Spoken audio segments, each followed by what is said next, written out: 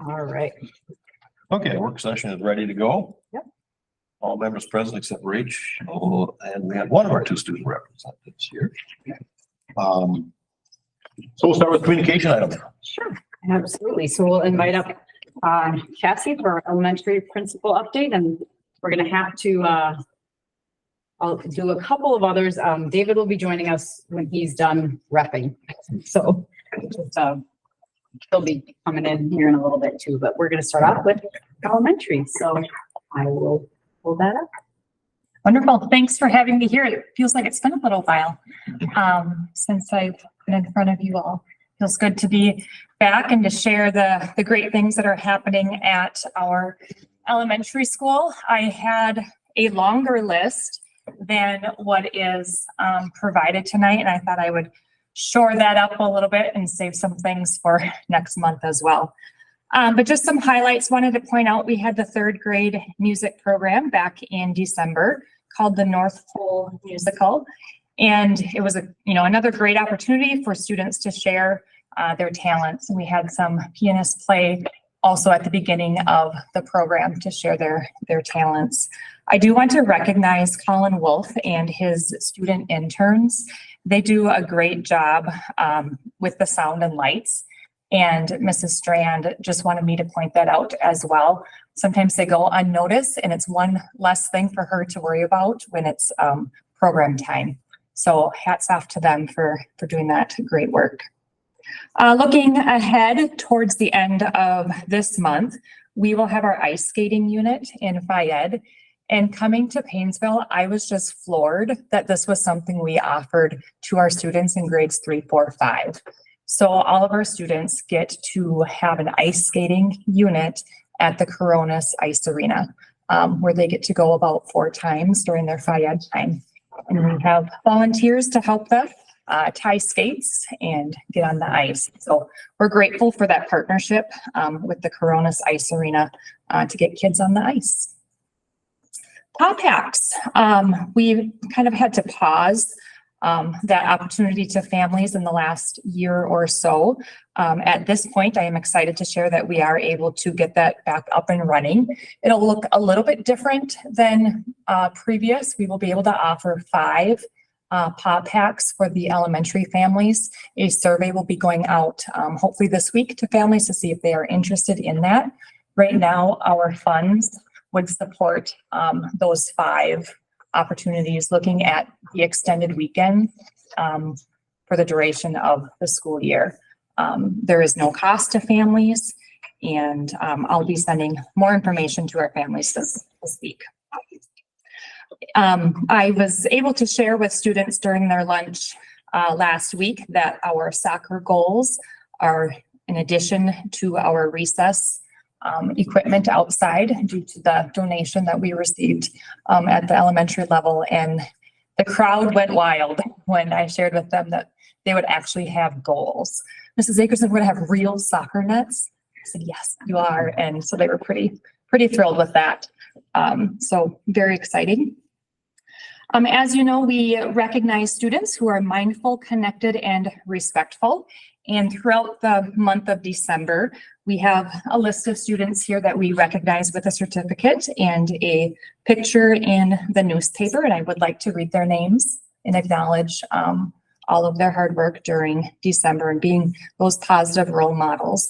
We have Finn Coleman, Hayden Miller, Charlie Rinke, Logan Lahr, Jordan Humbert, Stephen Lahr, Grace Herda, Letty Flanders, Owen Leeser, Alexander Cotton, Jasmine Williams, Asher Vanderweist, Kinsley Fuchs, Sam Bertram, Nora Glens, Cecilia Maher, Avery Johnson, Kezia Belmont, and Maite Martinez Romero. So very proud of our Bulldogs for being mindful, connected, and respectful. Looking ahead, this Friday, we have our preschool screening, and that continues to be booked each time. So we're excited to be able to screen our youngest learners coming in. So thank you to the preschool staff for organizing that, as well as our school nurse and her role in that. We have our Teacher in Service Day, January 15th. So we will be headed to Rocori to do some shared learning with 2 other districts, Rocori and Holdingford, I believe. Looking forward to that. And then we're wrapping up the second quarter next Friday, which seems pretty crazy and fast, but it's here. So we will embrace it and get ready for the third quarter. With that being said, the last few days and the days ahead, I've been able to connect with all grade level students in a grade level team meeting, just revisiting expectations and rules as we're coming back off of winter break, and letting them know that we're almost halfway done with the school year and we've done a lot of great things, and we're looking forward to the next couple of quarters as well. Then, it's hard to believe. Kindergarten inquiry survey. If you remember me talking about that last year, just sending out a survey, asking families to let us know what they're thinking for next fall already with kindergarten, as this is the time that we start planning for next year and try to get a grasp on what we're looking at for numbers. So, work ahead. Questions or comments for Mrs. Akerson? Thank you. All right. Yep, I scrolled up and down. Perfect. Wonderful. Thank you. Thank you. All right. So we're going to skip ahead a little bit. And I'll start with I'll do our activities director update. He is not able to be here with us today because he's coaching and he's managing the doubleheader that we've got going on right now with our girls basketball and boys basketball. So, we're in the middle of our season. He's always very appreciative of the fans and the stands. And I think that that's something that he really recognized how valuable that is for our student athletes and just our participants in all of our activities when you've got people there to watch. So he's just a note of gratitude and saying thank you. If you remember last year at this time, we were talking a lot about weather and rescheduling and how many things had to be rescheduled. So obviously very grateful for the winter that we've been having. He just wants to remind people too that any changes are posted online. So that really is our go-to place to do last minute updates. And we do social media updates as well as quickly as possible, but that's always where the most accurate information is. A busy upcoming home schedule. So he's really hoping to again see people in the stands. He just wanted to also just take a second to appreciate and recognize Betty Munson and Jennifer Justy. They work almost there up at our stands. If you came in out the pack doors, they work almost every home event, and it's just so nice to have people that are consistent. They are able to accommodate our early schedule. So as an example, Friday there's the wrestling invitational. Doors open at 12:30, and they'll be there and welcoming our participants. So a special thank you to Betty and Jennifer. So if you have any questions, please don't hesitate to reach out to Mr. Hendrickson and ask those questions of him. I will come down to Chris for our community ed update, and then we'll go. And if we need to move on to others, we'll move on to others, and then Mr. Orline will join us when he. All right. Hello, I'm glad to be here and talk about what's going on with the PAC and with community ed. So we launched our winter catalog in December, and our classes are now starting to gear up from now that the new year has started. So we have a couple of ECFE offerings that will be starting soon. So we have a 0 to 2 year old program and then a 2 and 3 year old program. Along with our youth enrichment and youth recreation classes that kids are signing up for. Those are normal happenings that are in community ed.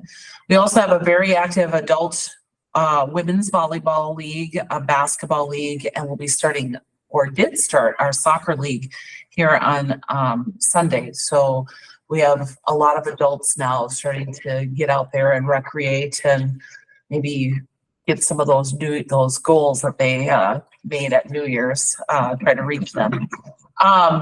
What we're finding Oh, the other thing that we're working on in community ed is, we'll be working on our 2024-25 preschool program. We will be having some conversation around maybe a parent information night and talking about how we're going to structure our classes and moving forward for the next year already. And we will also be putting our preschool and summer programming is going to be coming up in our next catalog, which is due February 1st. So we turn over a catalog real quick again.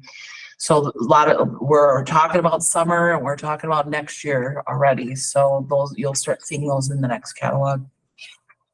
Adult basic education, that has new instructor this year, Amy Jo Gaby, and we have 5 students registered and are active, and they are all English language learners.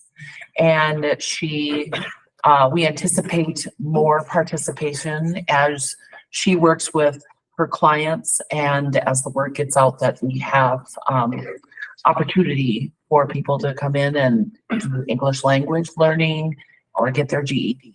So we're excited about that growth area.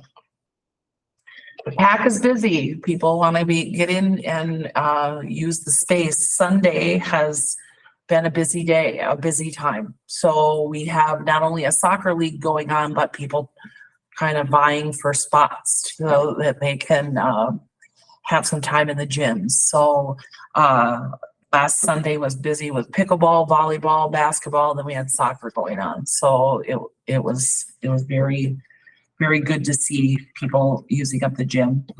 And of course, our pickleballers are strong, but they are now going on their trip. I believe they're leaving on Saturday for their travel pickleball trip. I'm not sure where they're going this year, but that's then we'll be a little bit slower for the next week and a half or so. Membership is getting a spike. We typically, that happens in January and February as people are trying to find stuff to do during the winter. We're pleased to see that. We're looking at our equipment and looking at the possibility of replacing a few more pieces in the fitness center. I think some of them are original to your first fitness center, and many of these pieces don't have replacement parts. So as they break, we can't really fix them. So we'll be looking at updating a few more pieces of equipment at this point. And then finally, we have our working with Elio all the way through with our all modules. So the facility module is up and running. We have a few bugs in the calendar piece, the part where people want to see what's available in the PAC gyms. We're still working on that calendar and so that the public can see what's going on. So currently the calendar that's up is the old program. I just keep updating it for when the gyms are available so that people still can see. But eventually it will be the new program and then we'll be all done with our old one.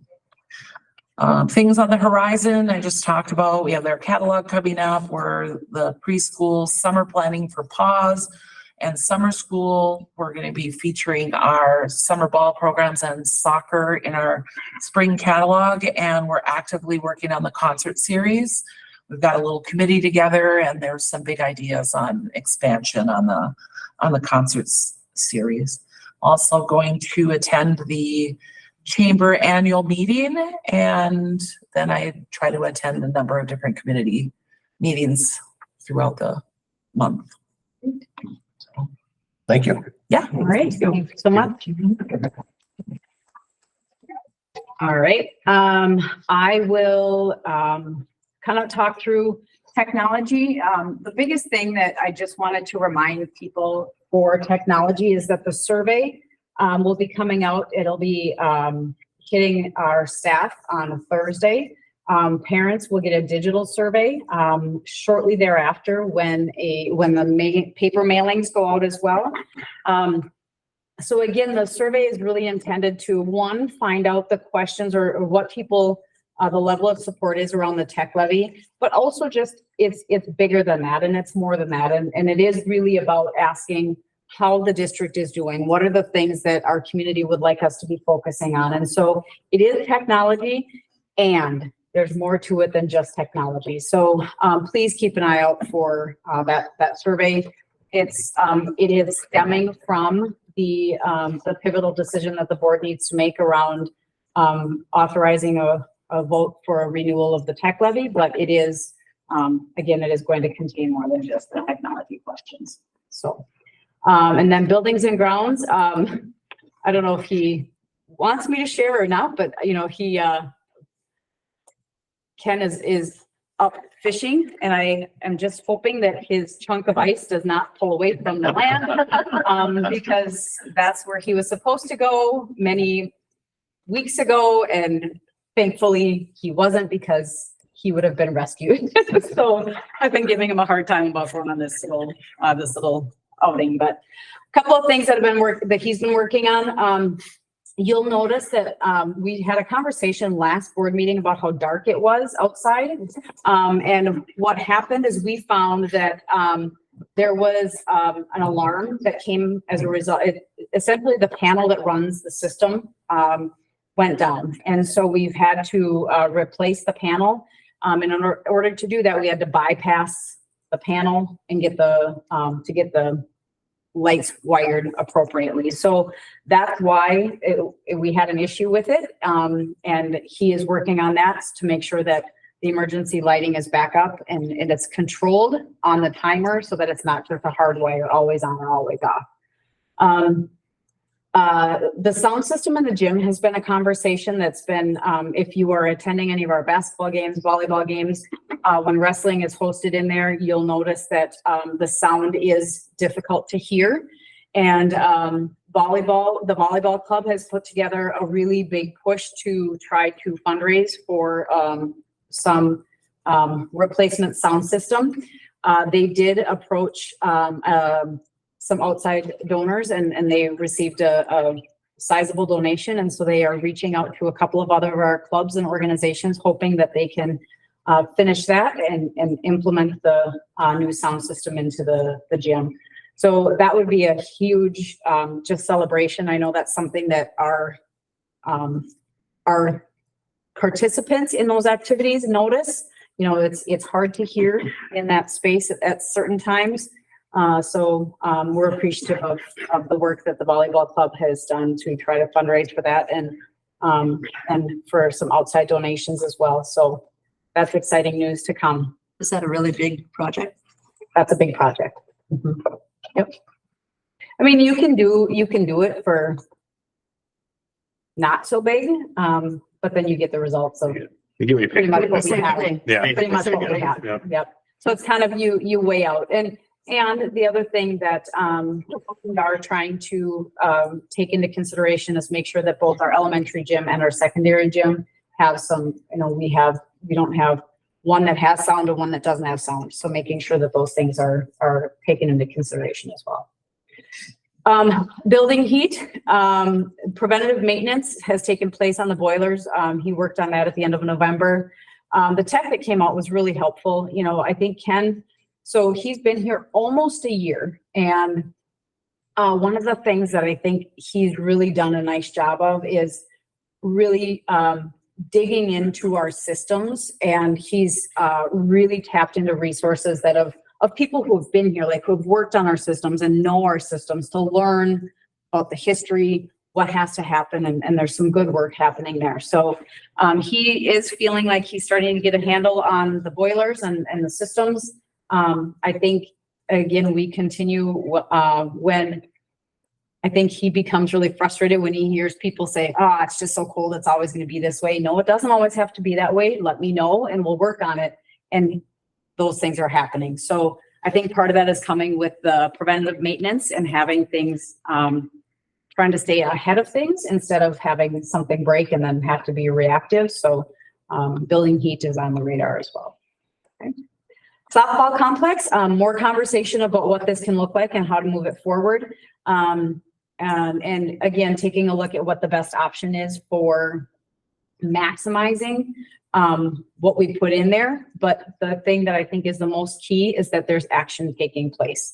And that's something that we've talked about, as I've heard the board talk about over my course of time here, is making things happen there. So excited to hear that that continues to be going as well.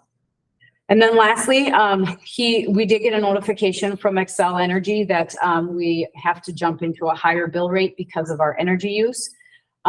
He also did talk with them about our installation of LED lighting, and that will bring us, they do anticipate that will bring us back into a lower bracket over the course of time. So although it's unfortunate that we did move to the higher bracket in the short term, the intention and the hope is that it is short-lived. So those are the updates that he wanted to provide for you, and provided he makes it back safely, we'll let him know if there's any questions. So. Can I ask something about, go ahead. No, go ahead. On the softball complex? Yeah. One of the things we did when we started the initial conversation about the PAC Center was we started with drawings. They were just kind of hand drawings and that kind of stuff. Yep. If we could start to see something like that circulated, Sure. pictures worth 1,000 words. Yeah. You hear it all the time. Yep. But they weren't fancy. They weren't elaborate, but Yep. you know, kind of what do you think? And when I start popping some drawings together, and it seemed to spur interest. Sure. I'd be interested with the technology we have in the district right now and students in some of these innovation rooms and likely working on CAD programs and whatnot to take hand drawings and see if it can be turned into a project to Sure. be done on a CAD program or something at some point in time too. But if we kind of Measured out and start circulating that, and certainly it's not, we're not making a plan that's absolutely set in stone, but kind of give people an idea, and then all of a sudden it ends up in the press, or it ends up where people start seeing it, and pretty quick you have people suggesting and stuff, and then we're doing what we're supposed to do, is what the public wants us to be doing. Yep, absolutely. I can pass that along for sure. Gerald, Yes, I just want to make sure that you pass on to Ken. Thank you, the West Central Education District. So that has been taking care of the facility that they're using, so the washer and dryer isn't at all thanks to his help. And I don't think there were a lot of issues with getting everything going, so. All right, Yep. I will pass that on. And then, so if again, Mr. Orline will be here momentarily. As you know, there are two activities taking place right now. So the need for refs and umps was great, and they were short, and Mr. Hendrickson asked him if he could ref, and he said, I will be coming in as soon as I am done. So if we can move on to some of the legislative stuff, and then he can come in and give us an update. So this time of year is really when we are gearing up for the legislative session. It just, as a reminder, this is not a budget year. So there is not going to be the same discussions about like the budget, the funding formula per se, which is often what we talk about at the board table is advocating for increases in the formula or so on. But what is interesting and unique, and if you think back to our conversation with Representative Demuth, is that there were a lot of things that were unfinished with this last session that many of our committees are going to bring back to the table, and they're going to talk about whether it was unintended consequences or issues that have been that we are implementing or mandated to bring in to the school from whether it's an unemployment or whether it's just some of the labor related context. And I think you'll notice that in each of these areas, you're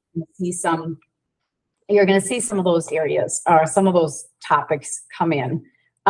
So MASA, so the Minnesota Association of School Administrators, they are we, and I sit in on that legislative committee. We're in development of our platform and what to be asking for.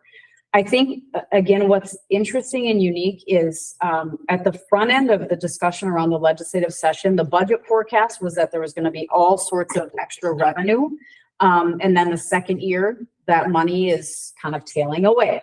So some of these, as an example, MREA developed their platform right before the budget forecast came out, and there was an expectation that there would be a lot of additional revenue. And even though it's not a budget year, there was going to be a push for a supplemental budget to provide additional funding to schools for various topics, or to allocate additional funding to continue the payment for unemployment, for example. So all that being said, MASA really decided to kind of step back and wait and see where the budget things end up, but also really trying to have some concerted discussion about what's the best way to address the unintended consequences of some of the legislative activity that took place last year. So that's what MASA continues to talk about. And as soon as I have that platform, I'll share it out with the board, and you can take a look at that. MSBA, I did include MSBA's platform for everybody to take a look at. You're going to notice two kind of main topics that are on this platform. One is supplemental funding, and I kind of talked a little bit about that, why they're thinking to, again, bring in some additional funding, even though it's not a budget year. And we did hear Representative Demuth talk about that as well, that although it is not a budget year, there is a projected budget forecast, or a budget surplus. So what does that mean short-term and long-term, okay?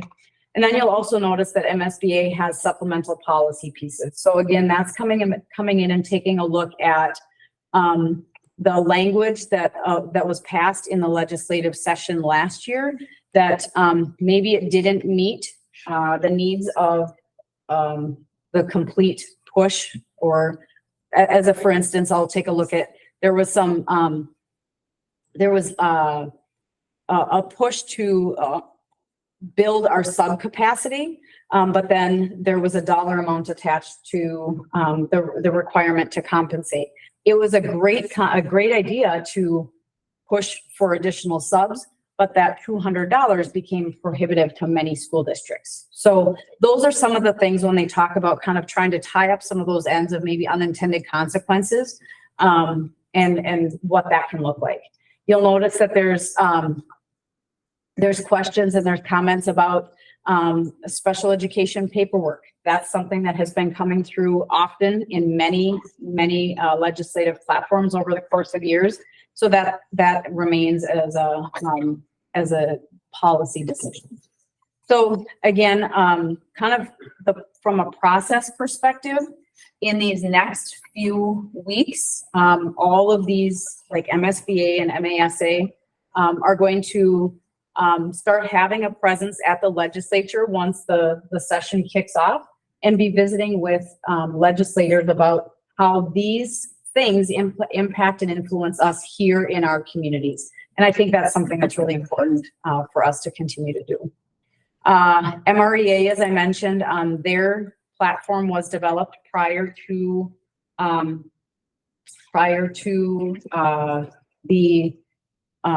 I guess the final budget forecast in November. Couple of things in there, they've really prioritized compensation for educators. They were banking on some additional money that would be long-term. And then you'll notice they also have some cleanup from 2023. And they continue to focus on closing funding gaps with things like increased revenue for long-term facility maintenance. Many of these areas, as board members, as you walk through and look at these, there's items in here that you have heard us talk about, and that's why these continue to be on their platforms. And that's one of the things that Thomas, when he and I are at, whether it's the Schools for Equity and Education or the Minnesota Rural Education Association, having our voices to say this is how this legislation impacted us here in Paynesville. And I think that, again, is something that's really important when we talk about legislation. One other piece I do want to just share with you from C. MASBO, the Minnesota Association of School Business Officials. They are, so that's the organization that our business manager belongs to. And their platform is also in development for the same reason, because their officials they want to get a little bit closer to that February forecast before they make a final allocation of what they want their focus to be. Okay. C, so Schools for Equity in Education. So what C really has done, and I kept the link in this, I shared this video with you last year, but this is really, again, talking about equitable funding across the state of Minnesota. And what their platform has been over the course of years is equalization in taxation. So that school districts, if you have taxpayer dollars, it means the same thing regardless of what your zip code is, okay? Schools for Equity in Education has, and I sit on that executive board. Thomas has attended a couple of meetings where they meet 4 times a year. And they're going through some transition this year, really trying to determine how they're going to really maintain a laser focus on bringing equitable funding out to school districts that often they don't have a real profitable tax base, and it falls on the local taxpayer dollar. So they really are having some just extended discussion around how to do that and how to make that advocacy across the state of Minnesota, because it's not rural only, and it's not all metro districts. It really is based on your tax makeup, right? So over the course of probably the next 8 weeks, you'll start to see information from me about how the Schools for Equity in Education is transforming its organization and really laser focusing the message so that they can continue to advocate for equity in the funding for school districts. So that's why that platform is not actually linked in. Right? Any other legislative questions? I do know that so just as a reminder, this is the week of MSBA. Not so surprisingly, we had snow. I know oftentimes when the School Board Association conference takes place, there's often snow issues. But I do expect that at the conference, board members, you will have an opportunity to hear about legislative priorities and hear and provide your input about how whether funding, whether there was an implication to funding, either you felt strongly that it was positive, or you had concerns about not being enough. There will be opportunities for you to share your experience as a board member with others throughout our state. So I think that'll be a good opportunity as well.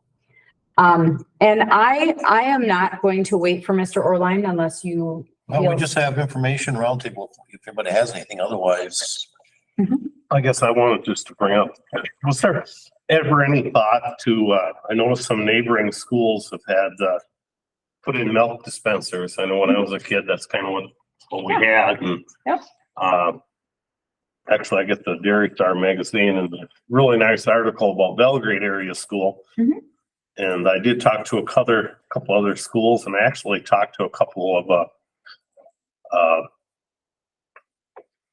First District Association, Litchfield, and then Stony Creek Dairy. Has there been any discussion on that? Yep, and actually I would guess that probably is one of Mr. Orline's presentation items. He's been visiting, he's been over to Eden Valley Watkins, he's been over to Belgrade Brutenell Rosa, he's had a conversation with Stony Creek. We are currently in a milk contract, and so we're taking a look at what those options are. So the short answer, Ron, is yes. Okay. There is discussion about what that can look like. Okay. And I know there's a lot of good things. There's a couple pitfalls, but And I don't know what the price that you have at things contracted at, but, I thought it was kind of intriguing. So, Yep. The feedback, so what we've really explored is, taking a look at trialing that maybe at our secondary, to start off with. I have a little, so just for the community members that are watching, that what it really is it's having the milk spigots and the dispensers instead of the cartons of milk. And so, the dairy, there is a number of associations who are really advocating for schools to take a look at this as a possibility, and they're really providing some resources to make that happen. And so whether it's through State- grants or there's there's state grants and there's federal grants, so. correct. We all grew up that way. Yep. We did. So it is something that we've looked at, and I we've just looked wanted to at bring it up. chocolate milk, white milk. I'm so old, we had glass bottles. Glass bottle. I hope you saved some of those last bottles. Breaking them, somebody's looking. I'm old enough. My mom actually had an ice box with an ice, a guy that came with the ice. So funny.